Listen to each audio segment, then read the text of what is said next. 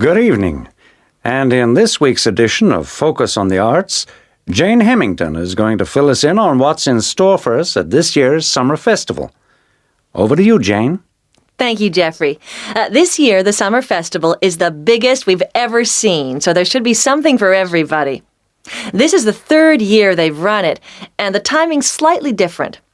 For the last couple of years, it's been around the 5th to 17th, but this year, they wanted to allow everyone enough time to recover from the 1st of January celebrations, and they've put it at the end of the month. The program has sensational theater, dance, and also a large number of art exhibitions. But the thing the festival is most famous for is its great street music. For today's report, though, Jeffrey, I'm looking at some of the theatrical events that you might like to see. In particular, at this year's theme, circuses. I'm going to tell you about 2 circus performances, but there are plenty of others in the program. I've chosen these because they represent distinct movements within circus performance. The first is the Circus Romano from Italy.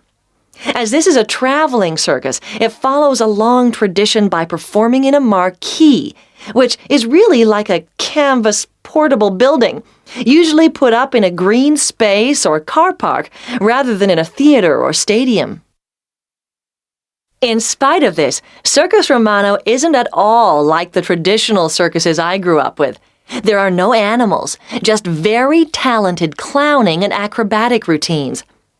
The show has a lot of very funny moments, especially at the beginning. But the best part is the music and lighting. They're magical. At $45, it's very expensive anyway. It's really for adult tastes. In fact, much of it would be wasted on children, so I suggest you leave them at home. The second circus performance is Circus Electrica at the Studio Theater. The purists are suggesting that this isn't a circus at all. It's a showcase for skills in dance and magic, rather than the usual ones you expect in a circus. With only 6 performers, it's a small production which suits the venue well. The studio only seats about 200 people. For my money, it's the aerial displays which are outstanding, as well as the magical tricks. Features which are missing from Circus Romano. An interesting feature of the show is that the performers are so young.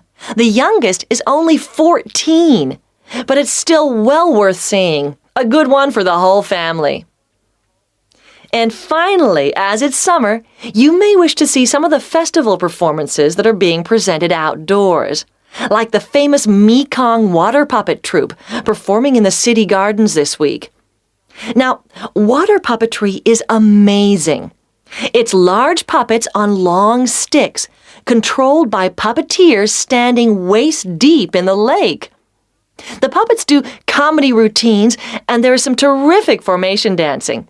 This is a fantastic show, and the best moment comes at the end, seeing the puppeteers. When the troupe walks up out of the water, you get this amazing feeling. It's really hard to believe that what you've been watching is lifeless wood and cloth. As an adult, I had a great time, but I did note that other older people in the audience weren't quite as taken with it as I was. It's a must for young children, though, and that's the audience it's really aimed at. Well, that's all I've time for today, but I'll be back next week with more news of what's worth seeing and what it's best to miss.